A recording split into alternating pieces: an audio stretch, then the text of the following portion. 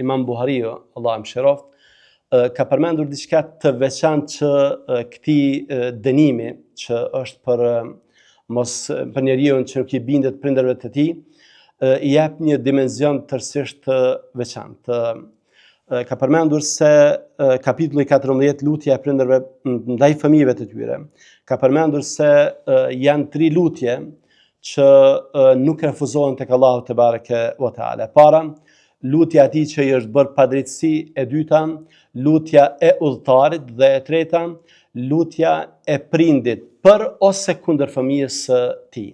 Pra janë 3 lutje të veçanta të cilat Allahu te bareke ve teala nuk I refuzon dhe në mesin e tyre është edhe lutja për ose kundër fëmijës. Në fakt në tekst në hadith ka ardhur lutja e prindit kundër fëmijës.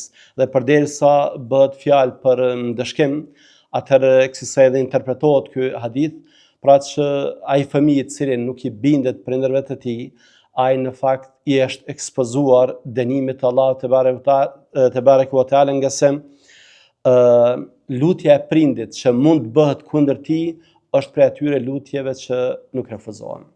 Sigurisht se neve na intereson përse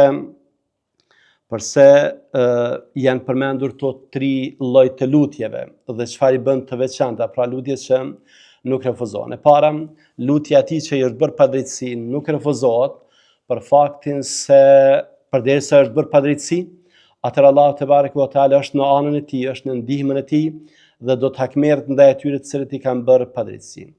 E dyta, lutja e udhëtarit që për shkak se është në rrugë, është I lodhur, pra ka një gjendje të atill që lutja shpresohet të pranohet tek ai më shumë se sa tek tjerët. Dhe e treta, lutja e prindit kundër fëmijës pranohet për shkak të pozitës që prindi e ka në fe. Ne siç kemi mësuar, pas Allahut te bareke ve teala dhe pas dërguarit të tij, nuk ka dikush që ka pozitë më të madhe dhe meriton respekt më të madh se sa prindi. Prandaj lutja e